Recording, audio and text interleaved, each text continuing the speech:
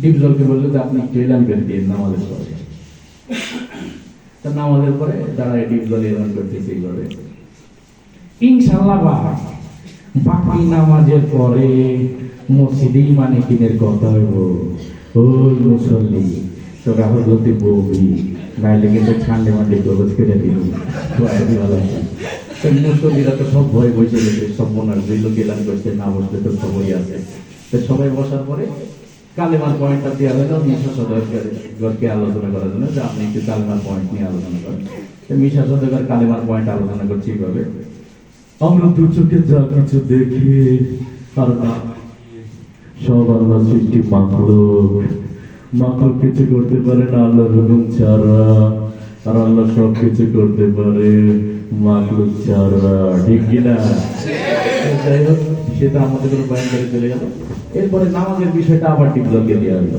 ডিপজলকে দেওয়ার পর ডিপজল নামাজের বয়ান করতেছে এইভাবে, ও আল্লাহ রাসূল যেমতে যেমতে নামাজ পড়ছে আর সাহাবীকে শিখাইছে অমতেই নামাজ পড়তে, বোঝো নাই মাসলাটা দুধু খা মাসা নামাজ শিখাই দিস। যাই হোক, সে তার মতো করে মিলে গেল। এরপরে জিকিরের বিষয়টা দিয়ে এলো কাবিলাকে, যে আপনি একটু জিকিরের বিষয়টা বলে। কাবিলা জিকিরের বয়ান করতেছে এইভাবে, ওর হালুতি মাওলা পাকের জিকির তোমার দিলের ভিতরে কাজ কাজ করে ভালো জিকির হয়ে যদি তুমি কবরের ভিতরে হাত যাইতে পারো তাই তো পাইছি গেলাম, আর জিকির না হয়ে কবরে গেলে ফেরেশতারা তোমার 14 শিখে দিতে হাত দেয় না। যাই হোক, সে তার মতো করে বলে গেল। এরপরে ইকরামুল মুসলিম, মুসলমান পরস্পর হৃদ্যতা ভালোবাসা, এটা দেওয়ার জন্য এক মোরসানি। তো মোরসানি তার মতো করে বলছে এইভাবে, একজন মুসলমান আর একজন মুসলমানের দুঃখ কষ্ট ভাগাভাগি করতে আমরা গরিব হতে পারি,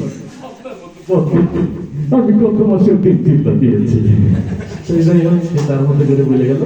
এরপরে নায়ক মান্নাকে দেওয়া হলো এই সহিনিয়ম, আমরা যা কিছু করবো একমাত্র আল্লাহকে রাজি খুশি করার জন্য করবো।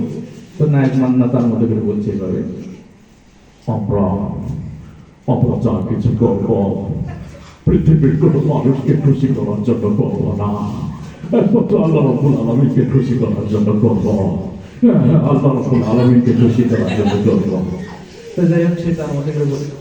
এরপরে দাওয়াতে তাবলীগের বিষয়টা নায়ক রুবেল এসে, এটা মনে ব্যাটারি শেষ, তো নায়ক রুবেল এসে দাওয়াতে তাবলীগের বয়ান করতেছে এইভাবে, আল্লাহ দিয়া জান, আল্লাহ দিয়া মা, আল্লাহ দিয়া সময় দিয়ে, আল্লাহ দিয়ে বের হয়ে, আল্লাহ দিয়া জান মাল সময় সঠিক মূল্যায়ন করতে হবে।